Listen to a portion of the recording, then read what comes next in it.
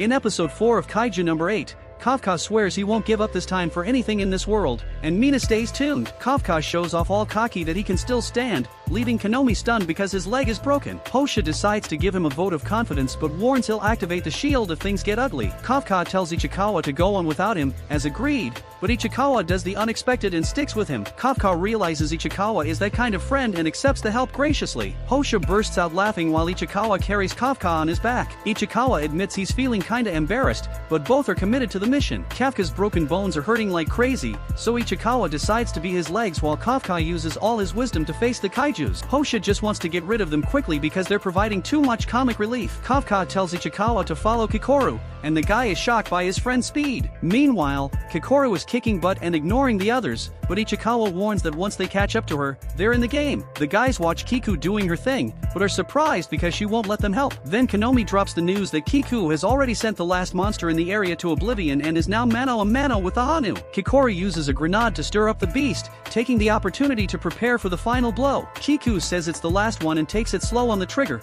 leaving Hosha smiling as the monster is dispatched. Konomi is shocked by the speed of the action, announcing that the Hanu is done for and the exam is over. Our guys are stunned because they couldn't even help, and Kafka concludes that Kiku is too fast. Konomi just needs to bring back the drone and the doctors for the wounded. Hosha is amazed that the exam ended so quickly, even though it took a long time to prepare. Mina is impressed with Kiku's power, and Hosha is shocked that Kikoru caught her attention. It was expected that at least 30 people would drop out, but no one backed down, and Hosha believes it's all because of Kikoru. This performance was what was expected from director Sham, Mia's daughter. Hosha is sure she will be the sensation in the defense force, giving hope to the whole country. Meanwhile, Kiku hopes she has made her father proud by being perfect on the battlefield. After everything, Kiku decides to tease Kafka a bit, but then a mysterious figure appears out of nowhere and turns everything upside down. The gang is shocked when all the defeated kaiju start moving again. Kiku does her best to protect her heart but decides she can still fight. Then, the mysterious monster appears, and to everyone's surprise, it starts talking and wonders how Kiku is still standing. Kikoru realizes it's a kaiju but is amazed that it's intelligent. Kiku decides to attack, but the mysterious creature punches her so hard it hurts just to watch. Kiku screams in pain, and Konomi is shocked to see her vital signs plummeting. They have no idea what's happening but detect signals from the kaijus that had already been eliminated. What's more frightening is that the resurrected Hanu is more powerful than before, and Hosha thinks they'll need a whole troop to take down a monster of this level. Not many people can deal with this, but then Konomi is asked to activate all remote shields for the examinees and send back some drones. Hosha thinks luckily they're among the few capable of facing this Hanju, so let's get ready to fight. They tell the examinees to evacuate, but Kikoru refuses. A bunch of people are going to get screwed. The girl doesn't think twice and jumps into action. She uses her armor to stop the bleeding, determined to continue the fight. Then, suddenly, Kikoru remembers her father's words, who told her to be perfection personified for their nation. Now she wants to be too perfect, but then she gets hit by the Hanju and almost ends up on the ground. But even so, she doesn't give up. Man, going back in time, you see that Kiku was all happy when she got top marks in class, but the other students got screwed, and the parents were there to celebrate. Kiku tried to keep cool, but the butler assured her that her father would arrive home that day and would be very proud. But in reality, her father didn't care about the grades, he just wanted her to prepare for the next challenge, like, without a celebration. And he even told her to be perfect to ensure the future of the nation and in honor of her mother, who had already passed away. These words from her father kept ringing in her head. You know, he always told her not to stop advancing and never let anyone be better than her. So now she doesn't want to lose even with just one arm. Man, as long as she has breath, she'll keep fighting. But, messed up, she took so many hits that she had to let out an unbearable scream of pain. Then, in a slip-up, one of the drones spots the Thenu, and Konomi is shocked to see that its offensive organ, which was cut, has regenerated. Hosha is pissed off because Konomi realizes it's gathering energy for an attack. Hosha and Mina run over there, but doubt they'll make it in time. The beast prepares for a fierce attack, and Kiku realizes it's over for her. She apologizes to her father for not being perfect and starts crying. The Hanu is ready to attack, but Kikoru is shocked when Kafka appears and says she did well. Kikoru is surprised because she doesn't understand what Kafka is doing there, and the monster's attack hits them. But, to everyone's surprise, nothing happens to them, and Kafka even transforms. He explains that Kikoru managed to buy time for everyone to evacuate, and now he'll handle the rest. While everyone runs like crazy, Kagura uses flares to organize things. In a flashback, Kafka and Chawa were sent to evacuate and forbidden to return, while Kiku was fighting. Ichikawa was ready to leave, but Kafka had already disappeared. Ichikawa only prayed that Kafka wouldn't be crazy enough to transform because he was sure he would be eliminated on the spot. And then, when he arrived, he saw that Kafka really was crazy. Back to Kiku, she's shocked by Kafka's transformation and doesn't understand how he can be a kaiju. Kafka just asks her not to tell defense, then the Hanu unleashes another sinister attack, but Kafka easily sends it flying. He promises to tell her everything later and that he only needs a second to finish off the monster. Then Konomi detects an ultra-powerful energy source near the Hanu, but communications are cut off, and they have no visual. They know it's extremely strong, but refuse to believe it. Kafka tunes in and prepares for a punch that disintegrates the Hanu. Kiku just watches in awe. Man, Kafka is satisfied with his job and tells the monster not to come back to life. But it starts moving again, and Kafka asks it to stop. It was just a joke, but the monster is down for the count, and Kiku just thinks, who is this guy? Fur saves her from another attack and reveals his face. He assures her she's safe now but scolds her for getting into so much trouble. Shortly after, Ichikawa arrives, and Kafka explains that he was only going to transform part of his body, but had to change plans. Ichikawa scolds him too, but the argument ends when Kiku faints. Shortly after, Mina and Hosha arrive, but can't understand how Kiku took down the Hanju. Then Konomi reports that Kiku, Ichikawa, and Kafka are safe, so the evacuation is complete. Hosha admits that Kiku is very strong but doesn't believe she could have sent the Hanu flying like that. Mina sends a team to investigate the area while she and Hosha take care of the rest of the monsters. Hosha connects the dots and sees that the explosion is similar to one that happened 3 months ago. He wonders if there's any connection. Later, we see Kafka again at the hospital. Ichikawa explains that Kikoru is there too, and they're using the defense's best technology to take care of her. Kafka reflects on the test, remembers how hard it is to compete with amazing people,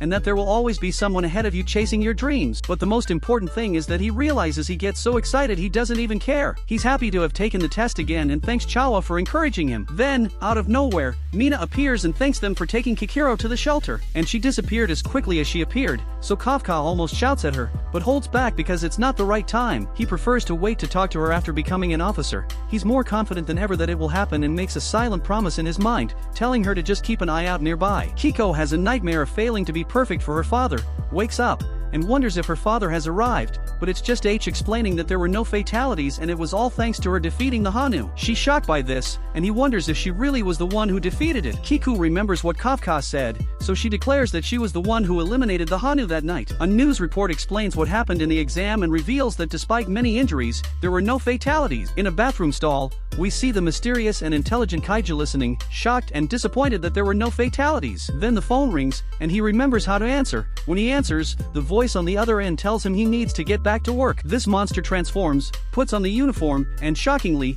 we see that he is a new member of Kafka's disposal unit. Everyone hopes Kafka and Ichikawa are okay after the exam incident, and the new guy sinisterly hides his transformation. At the hospital, Ichikawa says Kafka is starting to look like someone everyone can rely on, but when they return to work, he falls short. Kafka is scared stiff and blames Ichikawa for encouraging him to retake the exam. Then Ichikawa says that at the hospital he was thankful for the same thing, and their argument is interrupted when they receive some letters. The guys prepare to open them and agree to do so on the count of 3, after thinking of reaching out to Mina. Kafka is shocked by the exam result later. Then we see the students who passed the exam gathering at the Defense Force base. They notice that Kikoru's group isn't there, but they're not surprised by any of the result. The room falls silent as Kikoru enters, and we find out she got the highest score. Nezo thought he'd be in first place before the exam, but now he thinks they'll have to fight for second place. But Kaguri doesn't think that way. He points out that he got the highest score in the physical exam and will let Nezo aim for second place, because he still plans to come in first. IHU introduces himself to Ichikawa and asks where the old man is. He assumes Kafka didn't pass, and Ichikawa looks worried. Then Mina arrives to start the introduction ceremony,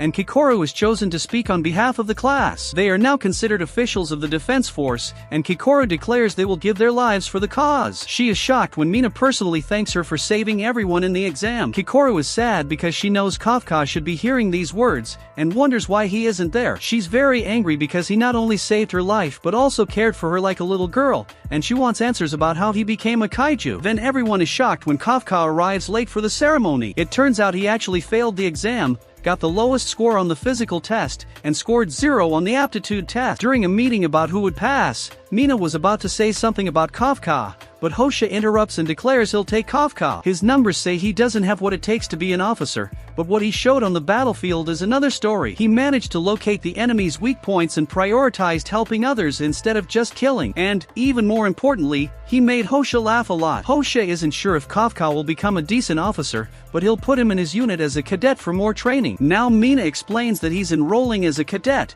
so she told him to skip the introduction ceremony. Kikoru is all thrilled about it, and the big shots are too. Then Mina delivers a speech about how the Kaijus are getting stronger and that she won't be able to guarantee the survival of the new officers, but vows to be both their shield and spear on the front line. Kafka gets all caught up in her speech and blurts out that he'll be by her side very soon. Everyone is shocked when he calls the captain by her name and speaks out of turn. Mina says he owes her 100 push-ups, but he thinks it was unintentional. Hosha starts laughing uncontrollably and points out that Kafka is already back to his antic. Mina leaves, but Hose wonders if he saw her smile a little bit. Konami can't believe Kafka is already bringing the comedy back, but Hosha explains that this place can get pretty dark, and they need a guy like him. However, Hosha secretly has another reason to keep Kafka around. He noticed something strange when they detected the fortified Kaiju of 9.8. Hosha still thinks it was just a broken sensor, but he realized that someone's vital signs stopped at the same time. That someone was Kafka, so Hose thinks there's something strange about him. He decided to keep Kafka around to find out what it is. Downstairs, everyone applauds the old man when he completes the 100 push-ups. Her wants to talk to him, so the guys think she's going to confess her love. She denies it, so Kafka assumes it's one of those meet me after class behind the gym thing. Karu also denies it and just tells him to come with her. He goes, and Kikoru is shocked when Kafka reveals that a Kaiju forced its way into his mouth. Kafka wonders if he can tell the defense force the truth, as maybe they can cure him. Kikoru is sure it's a terrible idea because if they don't eliminate him on the spot, they'll spend the rest of his life testing and experimenting on him. Even worse, she heard a rumor about what they do with powerful Kaijus that have a number after they're defeated. They use parts of their bodies for a special weapon. Kikoru fears that will happen to Kafka, so he begs her to keep the secret. She agrees but says that if he tries to harm humanity, she'll take care of him herself. Everyone gets serious, but Kafka is counting on her to do it if things go wrong. Everyone watches Ichikawa do a training exercise, and he finishes in just over 2.5 minutes, with an estimated loose combat power of 18%. Everyone is astonished, and Hosha is impressed with how much he has grown in such a short time. A hero camp thought Ichikawa would just beat another personal record, so he goes into the exercise next. He goes all out since he doesn't want to be outdone. He finishes in 2 minutes and 15 seconds with a loose combat power of 20%. He's very pleased with himself and tells Ichikawa not to be so conceited. Then everyone is absolutely shocked when Kikoru finishes in 1 minute and 15 seconds with a loose combat power of 55%. Kikoru teases the guys, saying that the two of them together are still worse than her, and Isumo feels kind of average compared to her. Kaguri points out that there's no time to worry about who's better than him, as he now has the same combat power as Kafka. The intense moment is broken when Kafka, all exhausted, finishes the exercise in a full 6 minutes and has a combat power of 1%. Kafka is actually pretty happy about it, since he went from 0% before to 1%. He asks Kikoru to praise him, but Hosha points out that he'll never become a decent officer like this. In fact, he'll probably be fired in just 3 months. Hose makes them run 10 laps and throws in 5 more for complaining. Konami realizes there are many rivals in this class, and Hose is pleased that they're all pushing each other to improve. Afterwards, everyone is exhausted, and Iru tries to argue with Ichikawa about who has bigger muscles. Kafka tells the kids to stop arguing and shows them muscles of a hard-working adult. Kafka can't hold in his belly for long, and Haru points out that he can't join the defense force with that spare tire. Kafka tells everyone that this will happen to them too after 28 years old and demands they arm wrestle him. Then everyone feels embarrassed when Kuragi enters the room with bulging muscles. In the laundry room, the girls of the class are shocked to find Mina there. Kikoru admires how fit she is, but knows that alone doesn't explain her incredible combat power. Kikoru wants to know what kind of training she did, so Mina instructs her to stand beside her. Kikoru is shocked that Mina wants to show her now, but agrees eagerly. In the bath, the guys discuss why they decided to join the defense force. A hero was saved by Captain Mina Ashiro, so he always wanted to be a hero like her. All the other guys share the same desire to become heroes because of her. Kafka is impressed that she inspires so many people, and Aika points out that she's their generation's superheroine. They want to know Kafka's reason, and are shocked to learn that he was childhood friends with Mina. They're even more surprised to find out they made a childhood promise. Kafka tries to sneak away, but the girls stop him and demand to hear the rest of the story. After the girls' bath, Kikoro asks if a serial killer passed through there because they all look like a bunch of corpses. Turns out they were so engrossed in the conversation that they stayed in the bath too long. They were talking about Mina, so Kiku just calls them idiot. The class continued to do even more training exercises, and it was clear they were forming a bond together. They were doing practically everything together and getting stronger as a team. One day, Kafka falls behind during a run, but his friend Ichikawa was there to help him keep going. One night, Kafka refuses to sleep, knowing he needs to work twice as hard as everyone else. Hosha surprises him and points out that sleeping is also important. Kafka refuses to tire out, and Hosha wonders if he's doing all this because of Mina. Kafka doesn't believe he knows about that, so he says he should assume that everything he says in the dorm is being recorded. Kafka declares that he made a promise to fight alongside her, but Hosha points out that this could be interpreted as Kafka trying to steal his place as vice captain. Kafka hesitates for a moment, but confidently declares that's exactly what he intends to do, and he'll do his best to make it happen. Hosha seems annoyed, but lets Kafka have 2 more hours of study before leaving. Although Hosha declares that he won't let Kafka take his place beside Mina, Kafka thanks him anyway, but Hosha warns him not to get too close to the other officers. That's because anything can happen at any moment. Just then, an alarm sounds, and everyone wakes up. This is exactly what Hosha was warning about, and he tells Kafka to get ready for his first mission. Thanks for watching until the end. Don't forget to leave a like and subscribe for more videos. Enjoy watching the next video on the screen. Thanks and see you later.